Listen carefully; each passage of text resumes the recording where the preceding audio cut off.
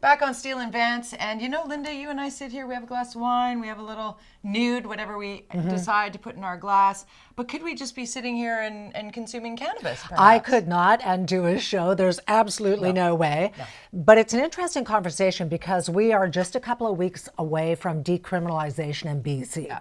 And that means you're going to be able to walk around with 2.5 grams of whatever your drug of choice is, and the police can't bust you for possession. It's going to be legal. And BC is the only province that's doing this. But at the same time, the BC government, because when we legalized cannabis, was that in 2015, I think? Yeah, remember when the world was going to come to an end because people would be able to access cannabis legally? Well, it didn't come to an end. And we are the pot capital of Canada, some people say. So the BC government has been asking for a couple of years to try to get input from British Columbians about, okay, we have cocktail lounges and that's legal. What about cannabis consumption lounges? So they've been doing some research and they heard some really interesting things. Yeah, like what? Well, like for one thing, they did both a phone survey and they did an online survey, and the majority of people who were surveyed by phone said, yes, I'm all over that. That was the smaller group of people. Overall, there was about 16,000 people who were asked. 34% of the people surveyed online say, okay, I'm sort of, it was like a mini 2 thumbs up.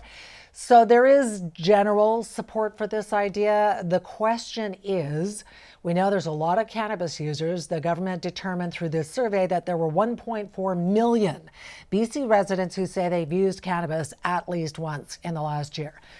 So there's a lot of cannabis users who... In the last year. No, I have to think about that. Oh. I thought you were like in your entire lifetime? Yeah, my entire life. I have. I've used it in my entire lifetime. Yeah. But the idea that this is a business model, and if you don't like it, don't go there. Like this, I don't think this requires as much investigation as it's garnering in terms of, you know, it's like people saying, Lynda, that you can't legalize drinking in a park. People will be drunk driving everywhere. It's like, what? How is sitting on a patio at a restaurant different than drinking in a park? How is sitting in a restaurant somewhere that is like the Amsterdam Cafe where you're consuming cannabis? As long as you can't smoke it. Because it's against the law to smoke or vape indoors. So that's the question now. But if it's outside. But if you can't know, but they could create an outdoor space where it was okay. But that would not be okay if it was anywhere near my condo. To have 100 people sitting outside smoking pot, I agree with that. Up, 100%. No. That I get you. That's the only thing I'm all... Interestingly enough, I wasn't thinking in terms of smoking it.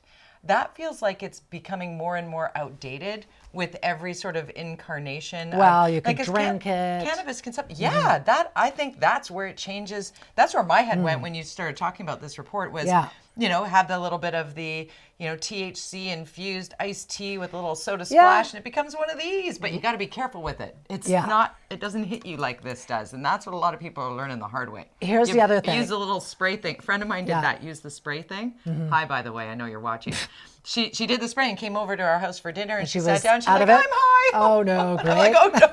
Here's some vitamin C. Here's some food. That's here's why some they water. Regulate that stuff. Yes. Here's the other thing that you should know about. There is a Vancouver guy who wants to set up an illegal hard drug store in Vancouver where he's going to sell heroin, meth, and crack. Hasn't said where he would get it from, but he wants this to be a safe supply to people so that they're not going to die because of the toxic drug supply. He also says his staff, once he sets this up, are going to be wearing masks and bulletproof vests. And they're doing that because they don't want to be, I don't know, identified. It wasn't necessarily, well, I guess because somebody might come in and try to rob them. What's the rush? Well, they're trying to force government to go to safe supply fast. So that's why they're doing that. But that's what happened Not with as the fast cannabis as people want it. stores. But there were like 15 cannabis stores that opened up illegally and there were teenagers working in them. I had a huge problem with that. I don't have a problem with cannabis dispensaries or stores, whatever. Just let's do it the right way. I hope government takes that nudge forward to just be like, no. And I hope law enforcement is all over this situation and puts a lock on the door like they do a lemonade stand for little kids who don't have a business license. You know what I'm saying? Psilocybin mushrooms, those are all running I illegally agree. too. I think those should be closed down until they're legalized as well. I don't disagree with psilocybin. I don't disagree with the use of that controlled substance, but there needs Pay your to taxes. be exactly. Okay, we're going to keep this conversation going because coming up next on the show with the debate over safe supply versus rehab raging in BC, our next guest is floating a controversial solution solution.